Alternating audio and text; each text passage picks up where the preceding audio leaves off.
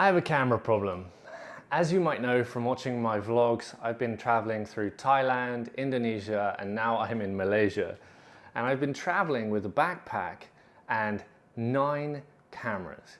Yes, 9 cameras. My Canon R5, I have the GoPro Hero 10, I have the Insta 360 X3, along with my iPhone that technically has 4 cameras if you include the front-facing camera. I also am traveling with 2 drones. In total, making up 9 cameras. And if you really wanted to include my iPad, you would have 11 cameras in total.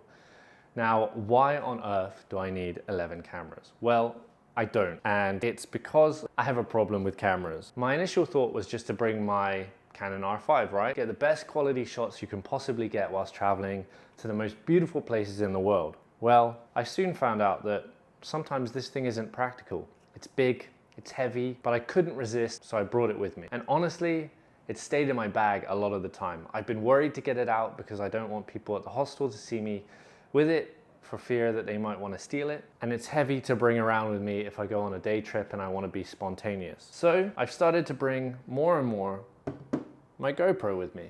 Well, what's the problem with the GoPro? Well, the audio quality is kind of crap, but with the media mod, you can plug in a microphone. So what's the next problem? Well, battery life sucks. And honestly, the solution there is to bring more batteries or use the Volta, which I have. But the biggest problem with GoPro has to be overheating and software issues. This thing has been plagued since the early editions with software problems.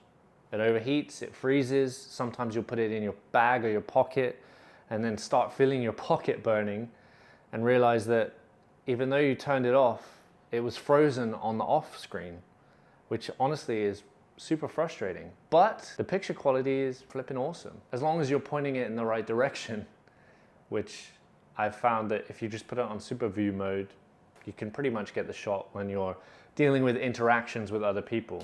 It's small, which is good, and it's unobtrusive, but the downsides are, as mentioned, overheating and battery life. Then you go to the Insta 360.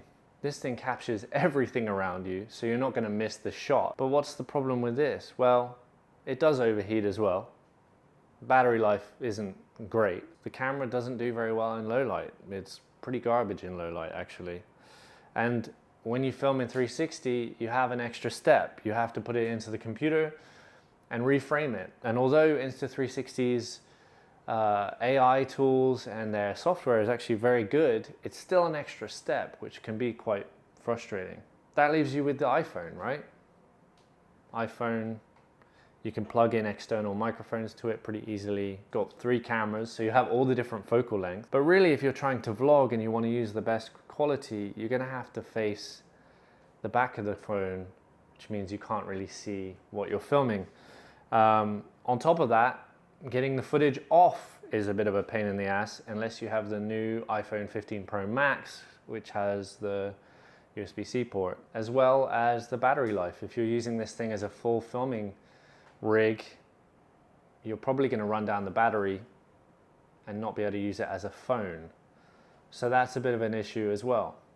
So this isn't ideal either.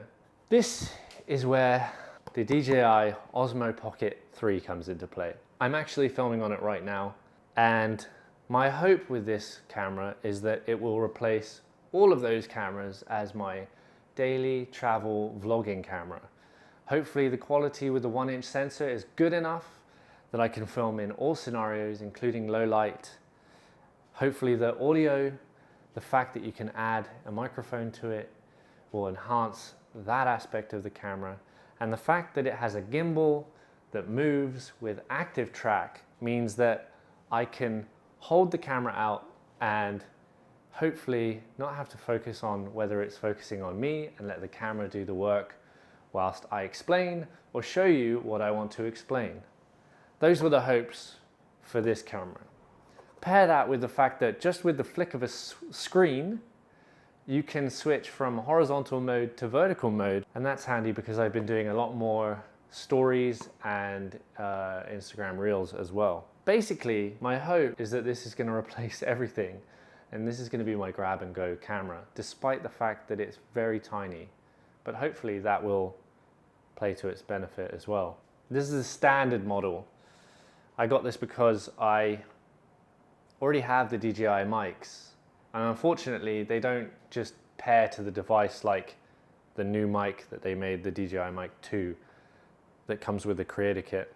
But with the USB connector on the receiver, you can plug the receiver into the back of the camera, or the extension port that comes with the Osmo 3, and get your audio through your original DJI mics, which is what I'm using right now. So in my next video, we're gonna go on and explore through the beautiful city of Kuala Lumpur and just see how practical this camera really is in a day-to-day situation. If I dressed in drag, this is what I would look like. This has teeth whitening, skin smoothing, face shape changing to slim my face, eyelashes, look at these eyes, eye brightening, teeth brightening. What is wrong with the world? Look, you can see it on the app. Oh shit, it's like Inception.